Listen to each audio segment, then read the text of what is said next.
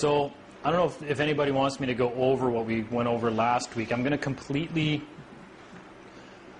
redo everything we talked about last week, but put it in a much better terms that everybody's going to be able to more easily understand as to what's going on in the courtroom and what your role is and how the importance of status over name and those kind of things. But what I was going to start with, and I'm almost confusing myself a little bit right now. Yeah. Okay, the name. We're not even going to start with the whole man stuff, like the God created me, like blah, blah, blah. We've all heard it ad nauseum, the whole 9 yards. What we know is we're stuck with a name that we're trying to deal with. We're trying to figure out what it is. So over tonight, it's, you know what, where's my black marker? Sorry, because I don't know if red's all that visible. Blue, no. I wrote on the board with permanent marker the other day. What's that? That's a green one. Anyways, okay, well, we'll do it in blue then. Okay, we got the name.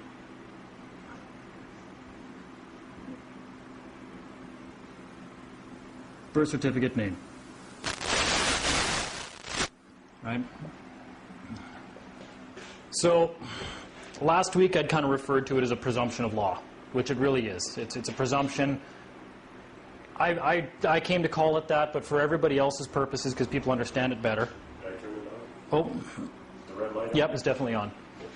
For our purposes, instead, we're gonna go back to a common phrase everybody always heard, and that's the legal person, because more people understand what a legal person is, I'm guessing, right? So we all know that this is a legal person, and where did it come from? Because everybody wants to go into court and they wants to make these arguments about, I'm a man and I can do whatever I want. I'm a man and I've got God-given rights and this and that and the whole 9 yards. And despite the fact that, yes, it's true, even in a courtroom in Canada, in all these summary convictions courts, God's law is supreme. And you can start to bring God's law into the courtroom, but you don't need to, because that's not what's going on in the courtroom at all. It's kind of an irrelevant and moot point. Like, the government knows you have God-given rights. It's the first line of the Charter on Rights and Freedoms, you know.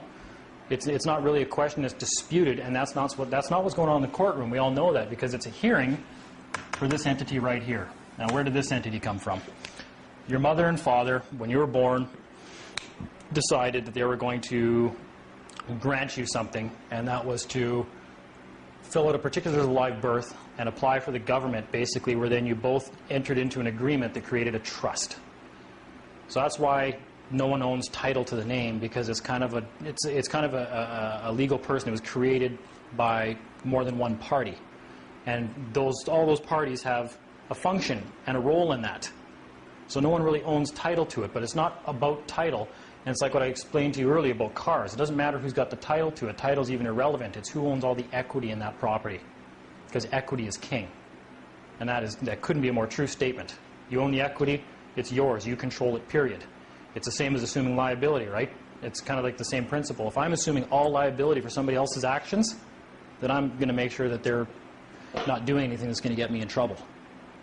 So it's kind of the same principle. So the legal person is created. Now, the legal person is a corporation. It is. That's what corporations are. That's what corporate law is. A corporation is created in a trust agreement. It's a security agreement. That's going right back to the highest law, which is trust law, period, that the Romans adapted to create corporations. And then that's been adapted to do what we're doing here. Hey, come on in.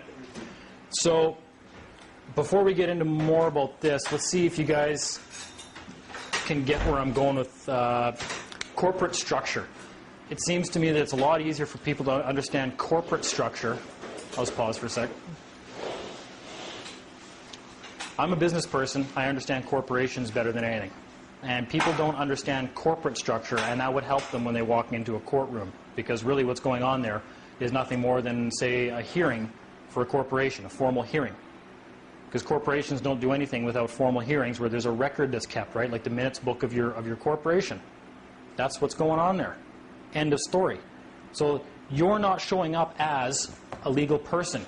You're showing up because a hearing is being conducted for a legal person that you have an interest in. And there's roles to be played there, and you're not doing your proper role, and you're getting suckered into something else, and you're taking all liability for everything that's going on there. So that is true. So corporations, what's going on when somebody creates a corporation? Let's start with, I don't know, what's the best corporation everybody's familiar with? What, Microsoft, Bill Gates? Doesn't matter. Yeah, I don't know who actually owns McDonald's. We'll just say, yeah, we'll stick with Microsoft because everybody knows who Bill Gates is. Ray Kroc? McDonald's, Ray Kroc? Is that what you're going to say or no? I was reading an article a few weeks ago. No, I was looking at that. Could be. Okay. Anyways, I'm going to go with Bill Gates. So Bill Gates is up here.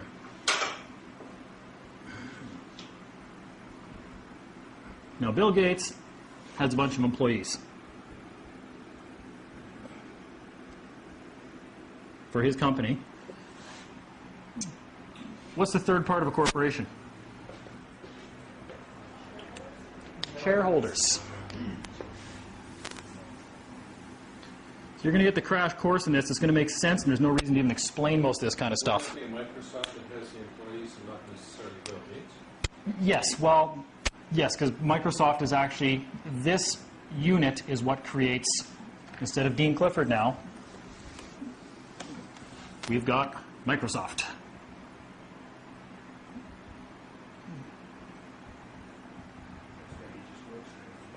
So that's where I was going with this. So now this trust arrangement has formed Microsoft. And it's a trust agreement, right? So this is trust law now. So we got Bill Gates, and technically, for lack of any kind of a better word, what is Bill Gates' role in that corporation? That's a CEO. Administrator, president, CEO, Chief software. director. Yeah, director's a good one. I like that one, but I like president, CEO better, depending on what kind of a corporation I'm dealing with. So let's just call him the director.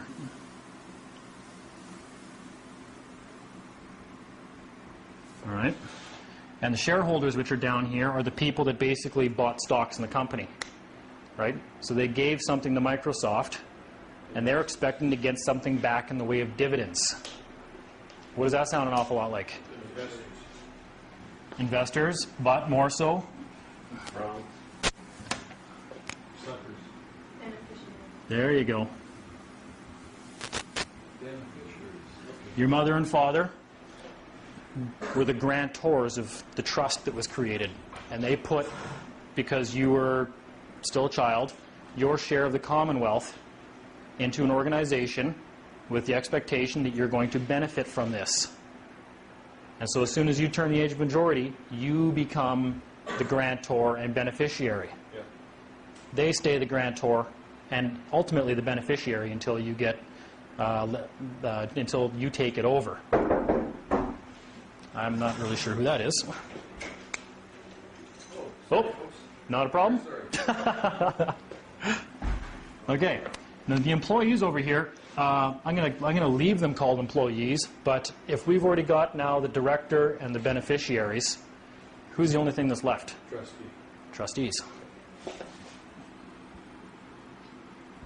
Where's your res in your corpus? What's that? Where's the res in the corpus? I guess when you're buying stocks and there's probably an agreement when you're buying the stocks, that'd be the corpus. There doesn't always have to be a corpus. It can be assumed or presumed, or it could be up to the director to set policy, which would be the direction that the organization is going to go into. Policy and the rules. Policy. So you got policy makers. There you go. So Bill Gates up here, who is a director, he creates policy. That isn't the policy of Microsoft. Might not be him directly. You could actually instead call it, because obviously it's not just him. He also has a board of directors.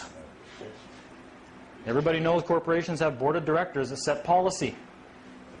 These people send orders down to the employees.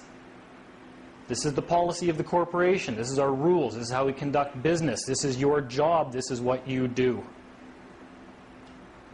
The employees do what they're supposed to be doing, directed by up top. And their sole purpose in carrying out that function is to make money for those people. These people aren't happy because these guys aren't doing their job, Or maybe these guys aren't setting policy properly. Who's the only person that can remove directors from the board? The shareholders. Now we're going back that way again. That's how corporations work, that's how a trust works, and that's exactly what's going on with your legal person. But you don't know who you are. Most people are only acting as this. We're all that. There's no question there. The only problem is most people get suckered into acting in the capacity of one of these guys. Usually by getting a driver's license, by getting a SIN number. Anytime you perform a function of government, you're acting as an employee or a trustee because you're performing a function of government. Yes? So originally the board of directors, the policy makers and everything would be your parents? Nope. In the original trust, or it'd be They mysteriously haven't shown up or ever set policy, or because I would think that they would be the, or the government would be the directors, and they would be telling my parents how to parent. no. No. You're actually the board of director and the beneficiary. Oh yeah, no, when you take over it, I'm talking about when it's originally made. So The question about the trust? That would never change. based on this model, now that we understand the power structure, That's how I get how would you get a director? that. By hiring. If you are this guy right down here, and you are the sole beneficiary, where does the director come from? You have to appoint them. You appoint him. Why? Because you're the... Because you own all the equity. You're the one that appoints directors.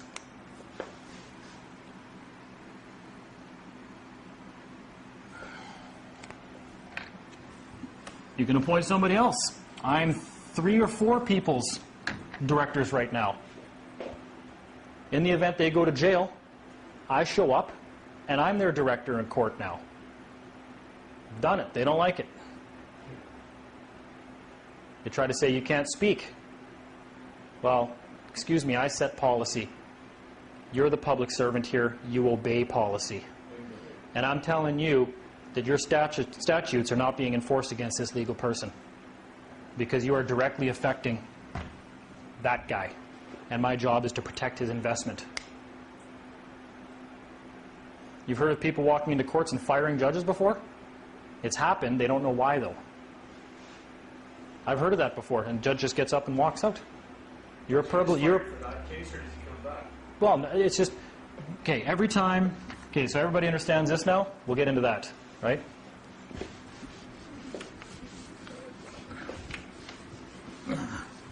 I got my own theory on this. Me and a couple of buddies, we disagree on a few points, but you know what? That comes down to that whole story of dinner again, right? We really don't know what government's doing behind the scenes.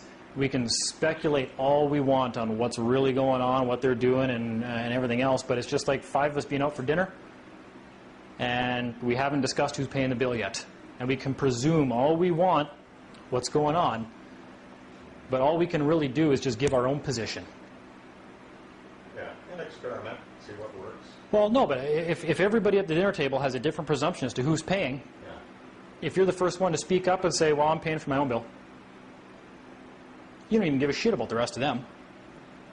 Now it's been made very clear you're paying for your own bill, so you're not part of all of that anymore now, right? That presumption's been removed. You could say, well, how are we going to pay the bill? You know, there's a million ways to address anything that's going on in the courtroom. There's some real fun ones. Yes. How did you get appointed Director? as director? Appointment. You appoint a director. I just did it right now. Dad's in jail. Yep. How does he appoint you as... I have power of attorney for people. And then I appoint myself Don't you director. have to officially have that power? No. Don't you? It can be verbal. Doesn't he have to appoint you?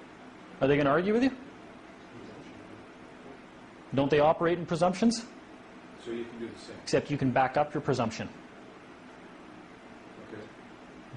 Right? You think they're going to challenge you? Are you challenging my claim that I'm the director of that legal person? Are you actually challenging?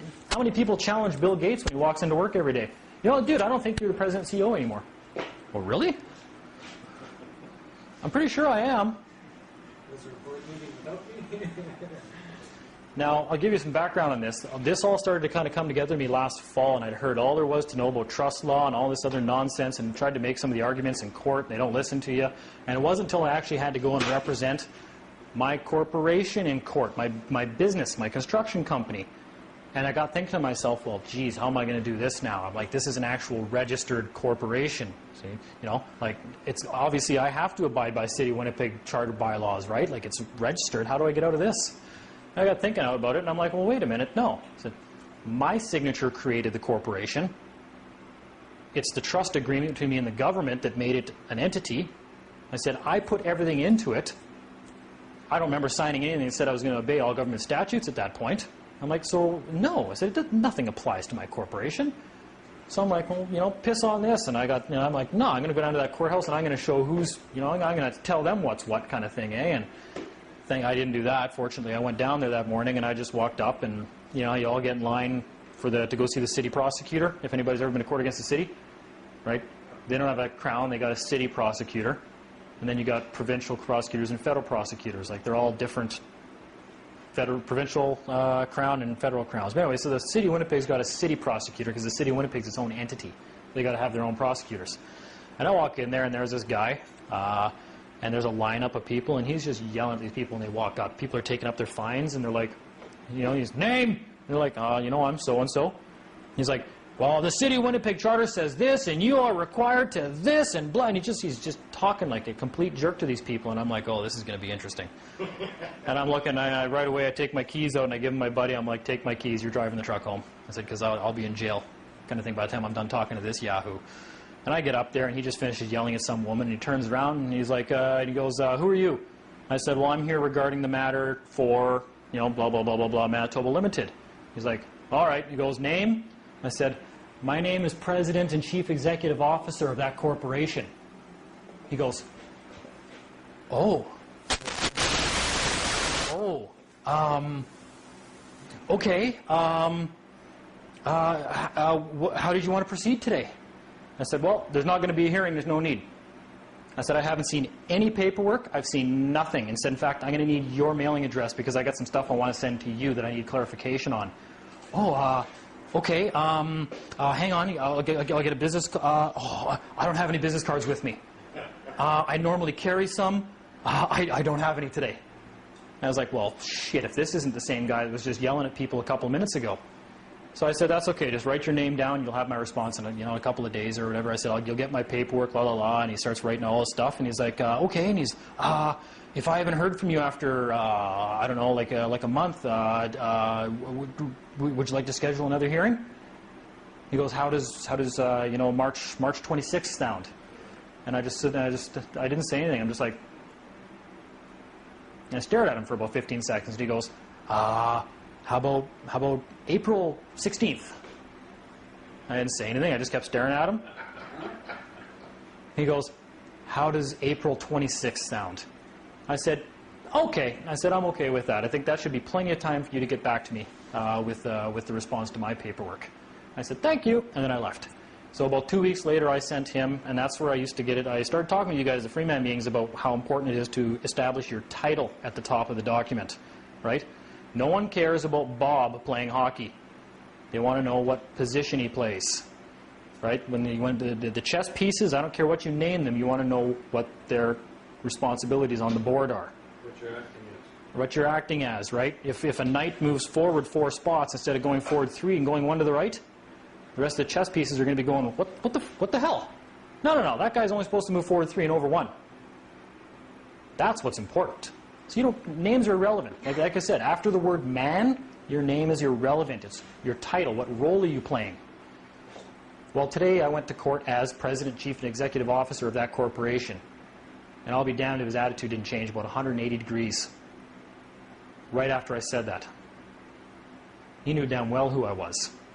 If I said Dean, well, Dean, what do I care what your name is?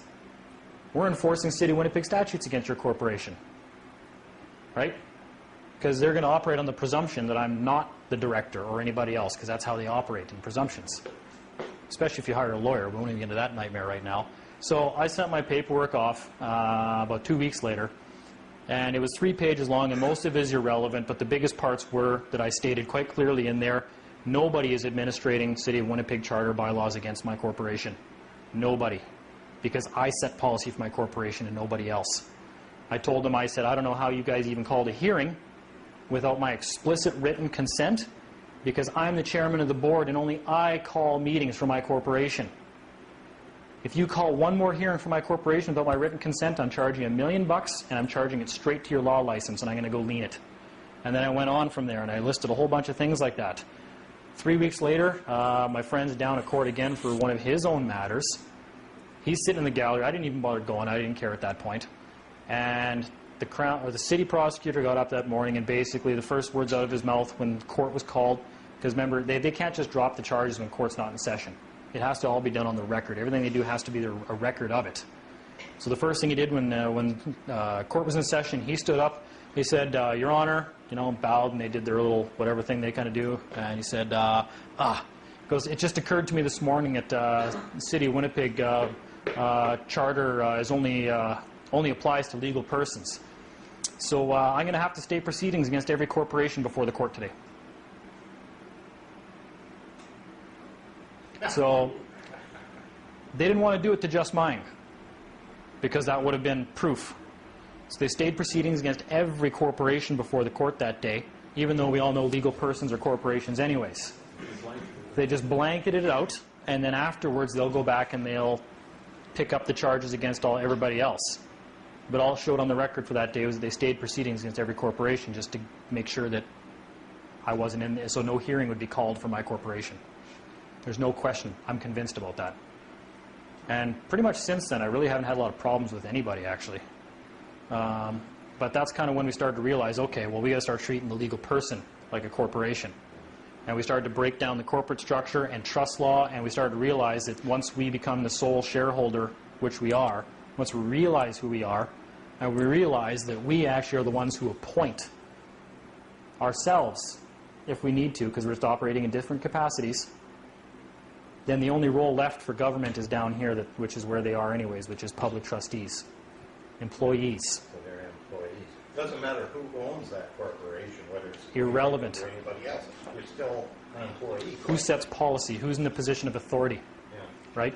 So we started sending contracts with the corporation. Yeah. You're working for me. So we started sending people into court where basically a friend would speak for another friend, and they'd go in as the administrator for that legal person. So when the hearing was called, they stood up and they'd say, yeah, I'm here regarding that matter, because the matter before the court is the hearing for the legal person.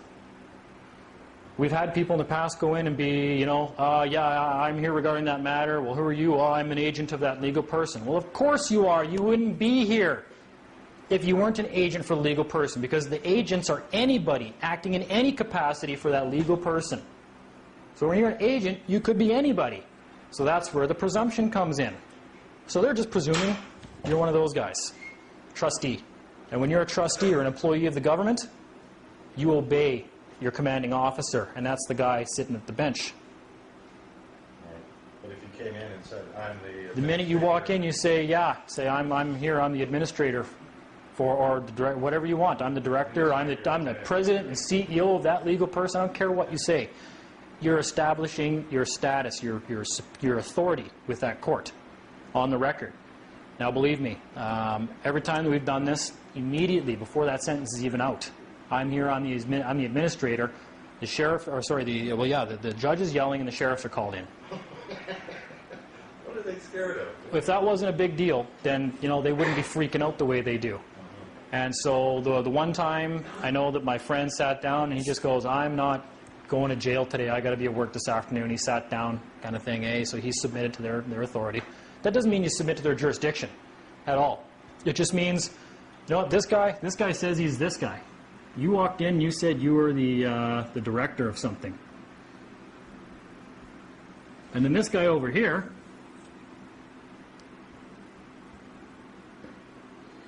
public trustee, public employee, I don't care what you want to call him. He's a public employee. I like that word, even though. The minute you walked up and said, I'm this guy, and the public trustee said, oh yeah? Sheriffs. We need sheriffs. I think we got an imposter here. And you go, oh shit, and you sit down. Well, I guess you weren't really him. Yeah, another presumption. They bluffed you, you lost. And you'll go to jail, they'll throw you in jail for that. Because you're a subordinate, and you were being insubordinate. That's contempt of court. For them, because you were disrespecting a superior officer, basically, which is one of them, and that's contempt of court. Okay, so we can even call this administrator. I don't really care. Administrator. Why do you say you're the executor of that estate? Yes, I like that one.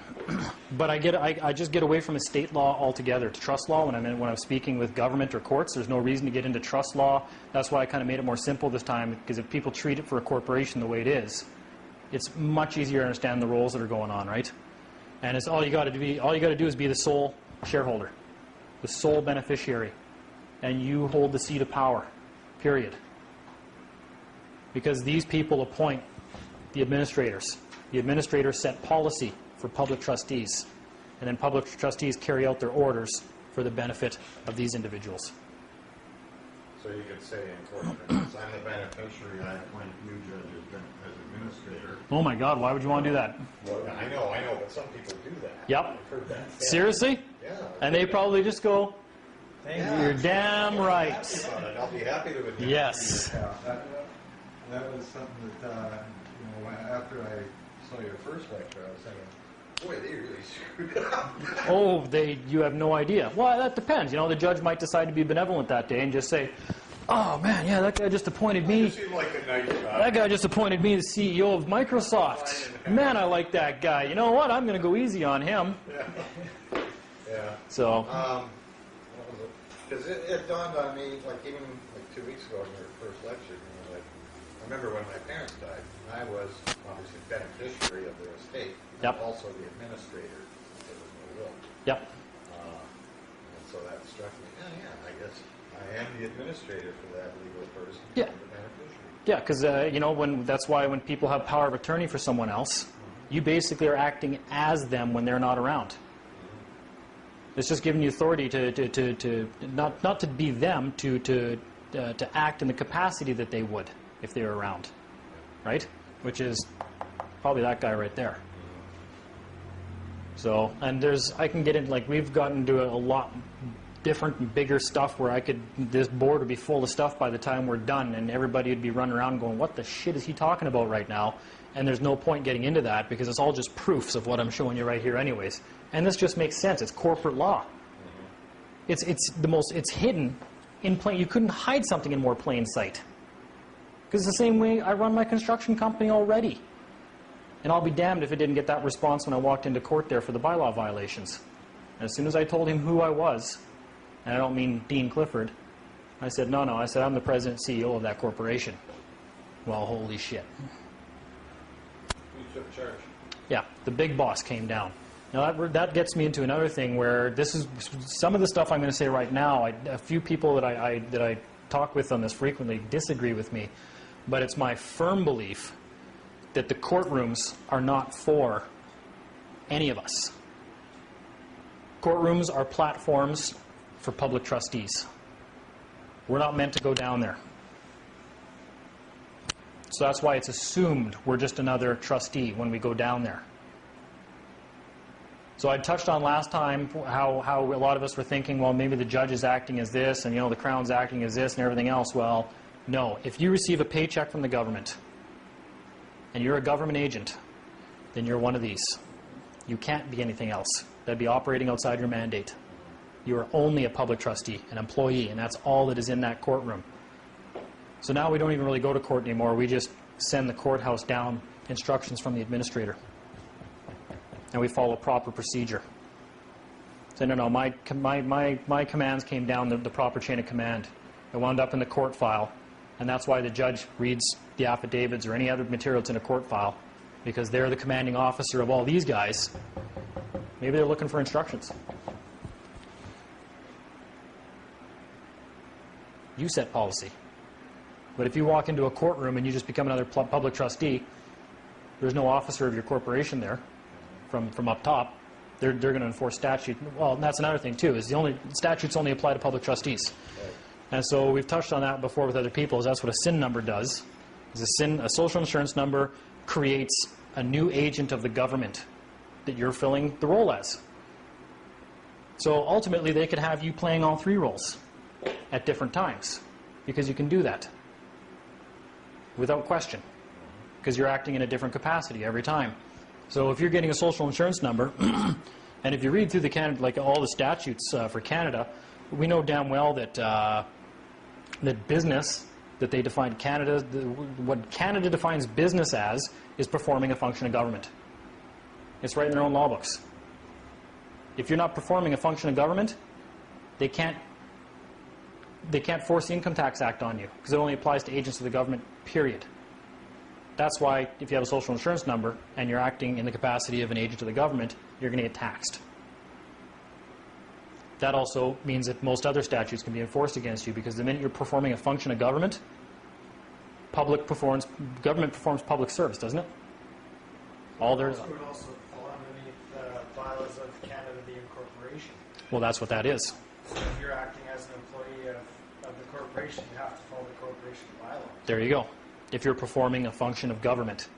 Now, if you're putting a Manitoba license plate on your car, right, it actually designates your car as being used for a public service. It's right in the insurance payments. I've shown people that before. Oh, hang on, I'll be right back. Hang on.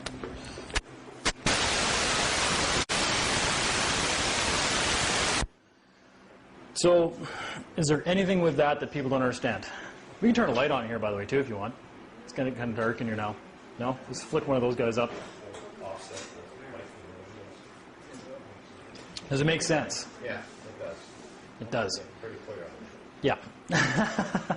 It's the most simple thing that there is to really understand, that that's really what's going on. I think that probably 90% of the people out there teaching this stuff right now are probably working for the government, making sure they're making this as confusing as possible for people.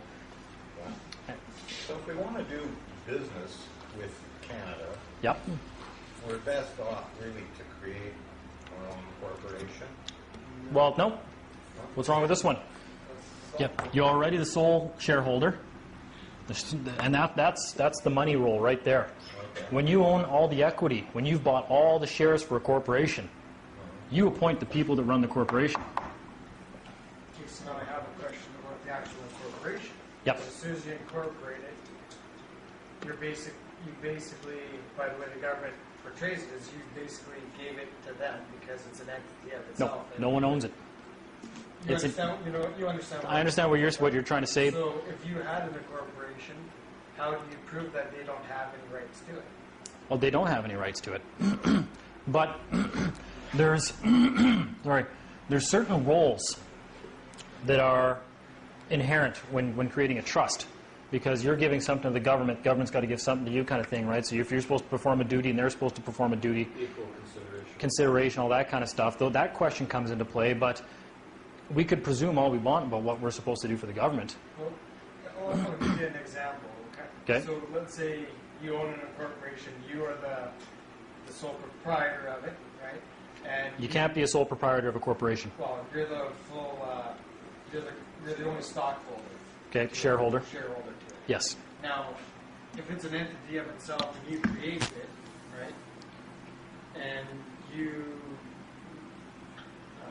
how do you transfer assets between yourself and the corporation then without Corporation Canada wanting to get their fingers in it? Well, Canada doesn't own any of the stuff that the corporation owns. The corporation owns it itself outright. It's its own legal entity, capable of owning property, capable of buying and selling, capable of carrying on business. That doesn't mean it's carrying on business under Canadian law. So you just have to dispute that presumption. Ask them. Don't ask them. Tell them. Say it's and when you're contacting them, you contact them as this guy up here, Yeah. right? And just ask them. Just say, or tell them, say, hey, as far as I'm aware, I've made a determination that we're not obligated to obey any of your statutes. Yeah, in the absence of proof to the contrary, Yeah, I presume this. There you go. If you have proof to the contrary, you got 21 days to respond with proof of a claim. Otherwise, what more proof could you need in a court file? Otherwise, this will be my lawful presumption. You Yep. can hold a meeting, Yep. shareholders meeting, and you Yep. can have that in the minutes. Are you claiming I am an employee that's obligated to obey the charter of the Corporation of Canada? They can try and there's a million different ways you could approach this kind of stuff. It's along the same lines of when we talked last week about the NUI course, the claim of rights and stuff like that, and about how people were like, and we fell victim to it. 2 years ago or a year ago, we were sending in these massive claim of rights that were, like the only thing that I missed in there was my right to shave, first thing in the morning, kind of like everything was in there. And then we kind of got thinking about the flip side. We're like, well, wait a minute. Instead of telling the government everything we feel is our right to do, why don't we just contact them and say, hey, is there something you're claiming I can't do? So now it just became a one-word sentence instead of 30 pages of nonsense that nobody really cares about. Because they're not disputing I have human rights. Right? That's not even the question. That's not even what you're in court for if there's been a charge. In the capacity, the role that you were playing when you got pulled over, if you were acting in the capacity of a trustee when you got pulled over, you were breaking one of their statutory obligations. And yeah, the man can be held responsible for that because that's the position he was playing in the hockey game. He's not going to the penalty box because he violated somebody's human rights. He's going to the penalty box because he broke one of the rules of the game when he was playing a position in hockey. So no human rights were violated. Because if you agreed to be an employee, you agreed to abide by employee rules. And if you didn't, you got punished. Unless you weren't one of these guys.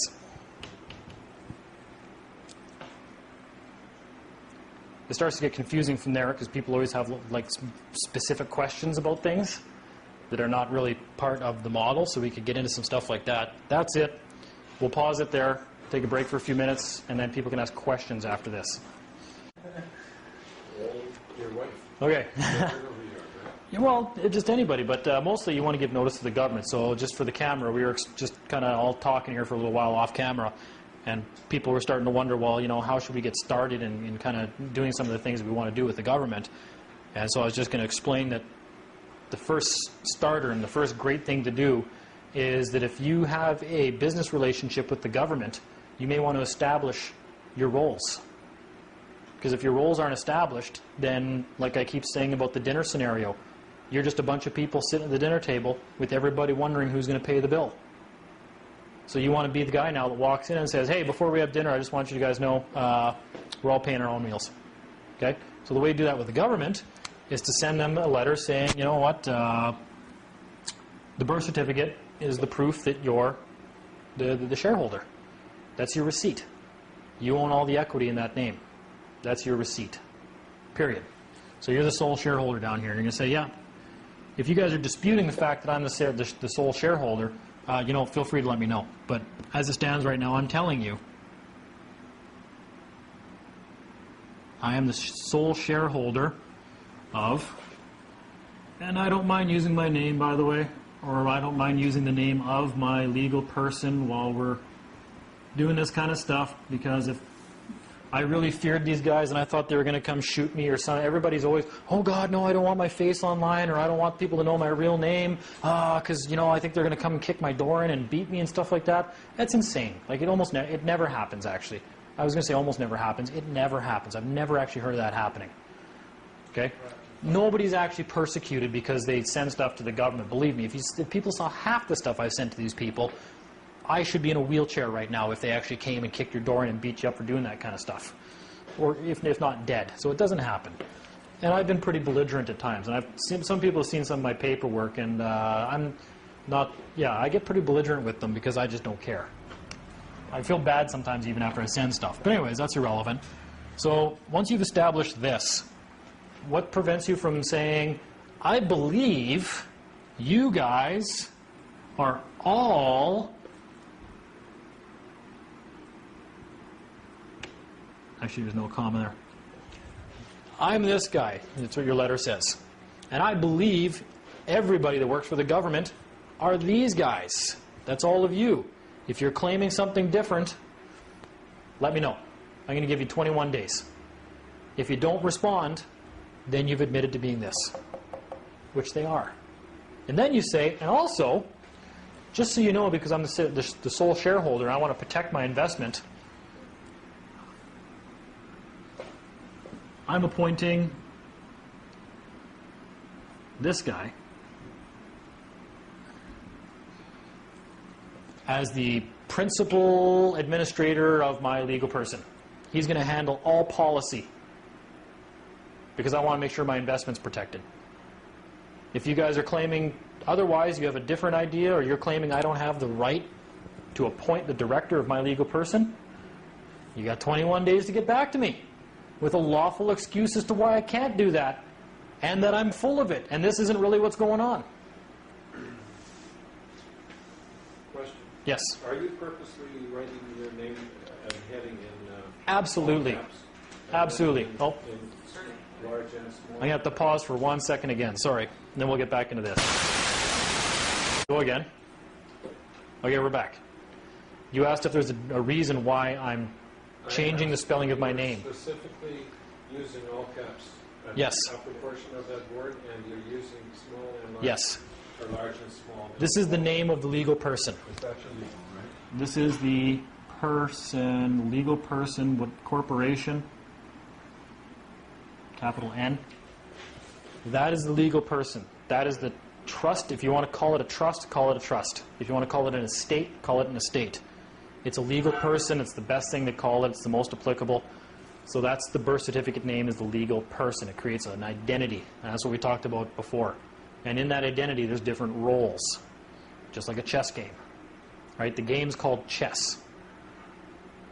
In it, there's pieces that have different names, but what's more important is what function those pieces carry out. Right? So the sole shareholder is the guy that put all the equity into everything. Grantor, if it's trust law. The grantor is appointing this guy. That's the real guy. Yeah, and I like to say sole shareholder because corporate law is easier to explain than trust law. There's trust handbooks that are this thick, and you could almost come up with anything from reading half the crap in there, right? Like, it's just unbelievable complicated. Even Weiss's trust handbook, which is a handbook. A lot of people read that and they're like, huh? You just can't understand it. And you're not going to walk into court either. And it's the same thing as the UCC argument that people like to do. You know, there's all sorts of people learning UCC, and they're going to go into court, and they're just going to have at it with that judge in UCC law. What a bunch of nonsense. You cannot possibly argue UCC law in a court with a judge. And it's irrelevant. It actually has no real bearing on what's going on. It does, but it doesn't. I mean, it's an art. Why make a complicated argument out of a simple argument? And this is very simple. You have shareholders. Everybody knows corporate law. Everybody knows that shareholders appoint directors. And if the director is not doing their job and they're not getting the return on their investment they like, and they don't like the policies the directors are doing, or the directors are stealing so much money from the corporation that it's insolvent, then they vote them out. They get rid of them, and they put somebody in that is going to make them money on their investment. So that's where the true seat of power comes from, and that's who you are, and that's what the birth certificate is. That's why it's such an important document. It's a receipt for the investment, which makes you the shareholder. There's probably a million different terms for it, but I like describing it that way because it's easy to understand. Everybody can understand that they're a shareholder. It's simple. And it's simple to understand that the shareholders appoint the director. The only reason I put my name there is because it actually it identifies me a little bit more clearly, right? The man. I'm the man that's acting in the role of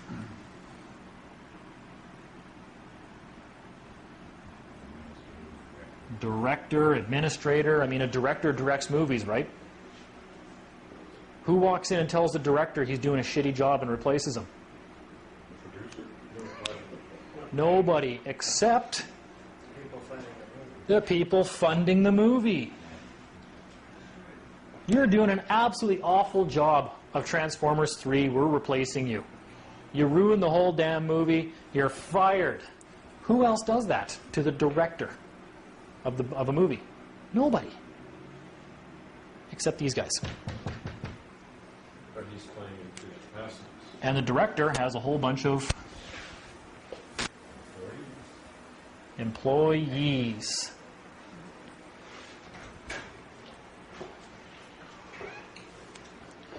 So that's the easiest terms to explain what's going on. And what was the reason we started bringing this up again? Oh yeah, That's because that's why you want to contact.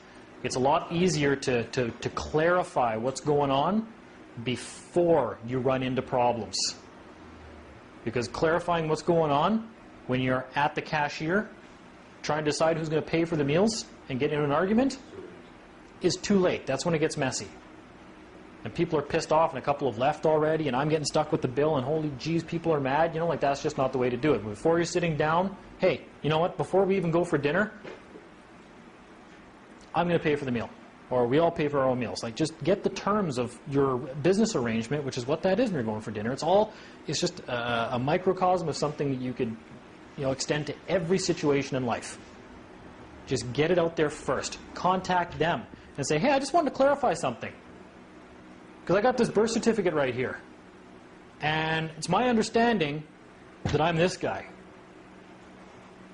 Correct me if I'm wrong. And it's also my understanding that because I'm this guy, I'm appointing this guy. Because it's my investment. And if I'm this guy and I'm appointing this guy, that kind of really only leaves you guys. So it's my understanding that that's who you guys are. Correct me if I'm wrong. If they don't correct you, then you're not wrong.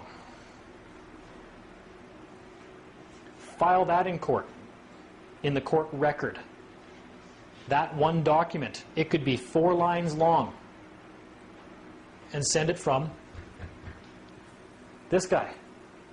Because you're not in court because of rights, but it's got nothing to do with human rights. Nothing. You could basically equate court to almost like a boardroom, except there's no board of directors there at all, or a meeting of the trustees, an employee meeting. So you would draft a document outlining these facts. And Yeah. you would appoint the Yeah.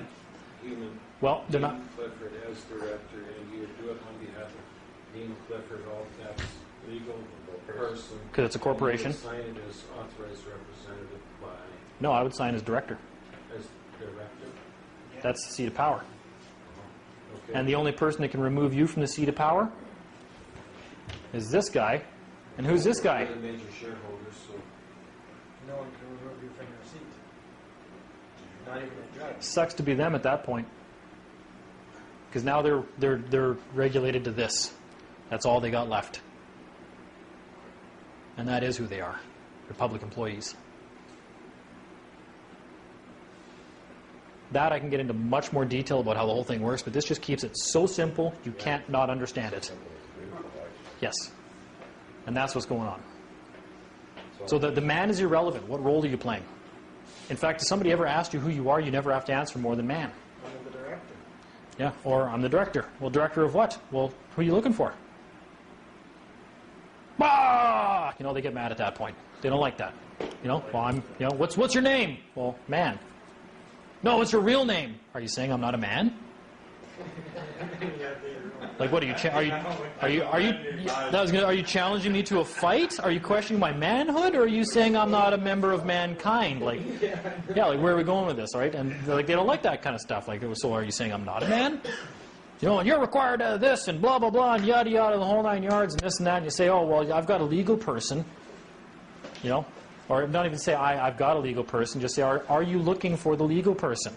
You can say that, and they may say, yeah. You know. And that's when I showed some people over there, like, the ID that I'm kind of toying with for no other purpose and just I want to see what happens and you actually get pulled over with it. But I've got I think I've very clearly established the roles with the government between me and myself. And the same, and actually what you just said there also about when you contact the government and you basically state the fact that this and that and the other, okay, that's not a fact yet. That's a presumption. It's not a fact until both parties agree. So if they're going to dispute your claim, they've got a chance to dispute it. If they don't, by default it now becomes a fact because they've agreed by not disputing your claim. That is what makes a fact. So now that and then once you default them, you send them a certificate of default. If you ever had another court charge, ever, you just take those 2 papers. The first one and the notice of default, and you go and you put copies of those right into the court file. And you can even draw up a little order. And that's why basically in the chain of command, you've got these guys down here. So if a judge issues an order and he's an employee, who can overrule the judge? Director. Overruled. You've been charged with, the legal person's been charged with blah, blah, blah, blah, blah. Overruled. Signed, director.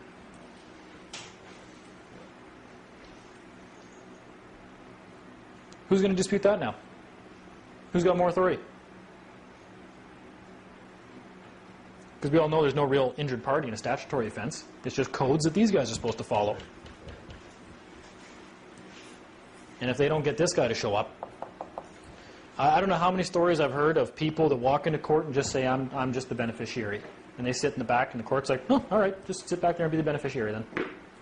You have no voice, just sit back there. And then they may all try to offer you something after they find the person guilty.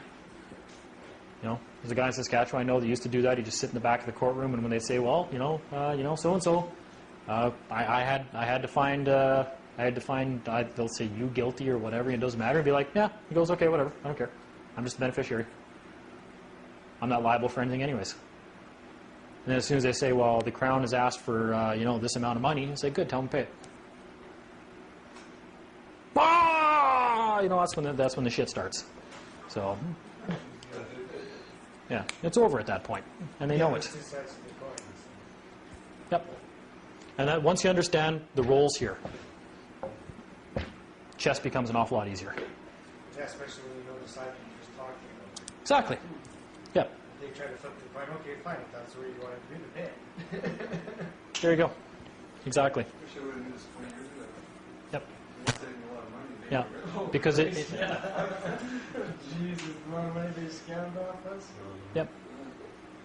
So I don't know. I don't know if there's any more questions about that, but so it's a lot easier to preemptively contact them and establish the roles instead of showing up for court for the first time and getting into a shouting match with a justice. Could you not submit that before court? Absolutely. Yeah, for sure. Absolutely. As soon as you get a promise to appear or something, it should be good.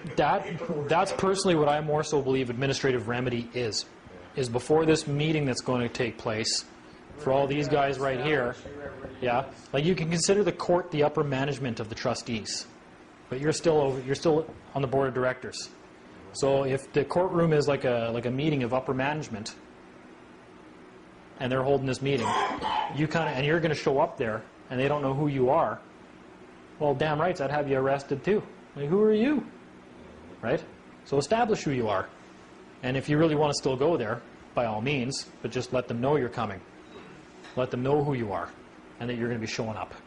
They don't like surprises because you might just find that it'll disappear before you get there because they don't like stuff on... Chance, without specifically saying that you're the shareholder or director, right? Without actually saying that, just holding your ground and not allowing them to do it?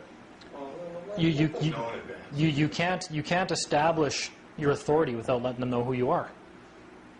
I'm not even sure how you would do that.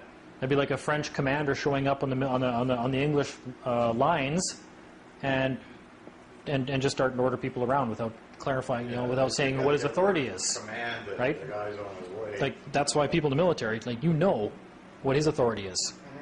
You always know what somebody's authority is by whatever hat, their clothing, their badge, whatever. Well, ours is going to be paperwork. But once you've responded with something like a promise to appear, if you're foolish enough to sort of sign it in the first place, except under duress. Yep. Sending something like that, they're not going to want to see you in court that day. Yep. You know what though? Once you understand the power structure here, there's any number of ways to deal with a ticket. They're not going to like it. Don't do it at the side of the road. I mean, unless you don't have no license and they're arresting you in the whole 9 yards. I usually just go with it, like I did last time. And I didn't go with it. They had to smash my window out. But then I was being peaceful. And as soon as they smashed the window out, they're like, "Are you gonna come?" But because I didn't even give them a name, they wouldn't actually do anything to me. They just smashed out the window and they opened the truck and they're like, "Are you gonna come peacefully now?" I said, "I've been being peaceful the whole time. You guys are the ones that just smashed my window out. Wouldn't prove any of your authority, right?" Well, they're like, get out kind of thing. And I said, "Are you going to physically harm me if I don't?" And they said, "Yes, we are. We're going to place you under arrest." I'm like, "Well, if you're going to harm me, then I guess I'll just come along with you, but it's not willingly." You don't have to be harmed if they arrest you. What's that? You don't have to be harmed even if they arrest you. It's still an unlawful arrest. Yeah, I just didn't want to be actually physically grabbed and beaten again. How so. do you register a vehicle if you don't have a current driver's license? register it. Who registered? Was your vehicle registered? At the time, yeah, because I was registered it to my numbered company, I believe, my corporation. So my construction company was still registered under that. Okay, but they still, to date, I believe, when you register a vehicle, any vehicle, they want to see you provide a current driver's license. No. Not if it's for a construction company. Nope, Really? absolutely not. And not only that, but because I was driving with a plate, just because I didn't want to be hassled for a while, because I really hated every time they impound my vehicles, I sent them a notice. The Attorney General, he gets stuff from me all the time. I'm sure I'm not on his Christmas card list. But I let him know exactly what I was going to be doing. I'm not coy about this stuff. Let them know exactly what you're doing, and you say if you guys have a problem with it, then you respond to me in writing. See what they've done in Alberta now. It doesn't matter whether it's private or commercial vehicle. They are attaching a driver's license To everything, yeah. to the registration. Even better reason for... Yeah, it's an even better reason for people just to get accustomed to contacting government, asserting their status, and not driving with a plate anymore at all. Period. You can argue, well, even under the Manitoba Highway Traffic Act, you can get an exemption for a driver. I don't care about I don't need their exemption or care about it. Yeah, they need my exemption. When you take off a plate, then you're inviting them to fully woman. It is, but here's the thing. I like to put a plate on that has some identifying marks, so that when they run the plate number, they know it's me. Well, yeah, so I got my own digit. I think I've shown people. We've got a couple of different plates. Right, so I had this one made up. And I sent them notice, and I said, when I'm driving around, you're going to see this plate. It's got my numbers on it, and these identify my property. And the notice has gone into them. Right? And there's a fee schedule attached to me when I'm in this, and that's the best reason for it. If you see this number, and you pull me over, it costs this much, because you have no reason to pull me over. I'm not performing a function of government. I'm not a government agent. I'm just me. It establishes the link. It establishes status, number one, That's right. and it establishes a fee schedule, number two. They should know, just by seeing this, that I'm obviously not something under their jurisdiction. That's what I'm getting at. Just Yes. by them being able to pull up, bring up that file Yes. that's connected to that statement that was sent to the government official. Yes. So I do believe that, there has to be some order to these kind of things. Yeah, and that is my identifying marks, right? So if I get in an accident, I hit somebody, someone writes my plate number down and says, this car just fled the scene of an accident, Yep. right? They know who to get hold of. Well, I've let you guys know what my numbers are. You know where I am. You know where my place of business is. You can get in contact. I'm not trying... In fact, I'm trying to be helpful. That's right. Yeah. I'm trying to really be... This is where to get a hold of me. This is my place of business. Here's my mailing address. It's all linked to the legal person. Okay, how's your liability handled? What's that? It doesn't need to be. He holds full liability through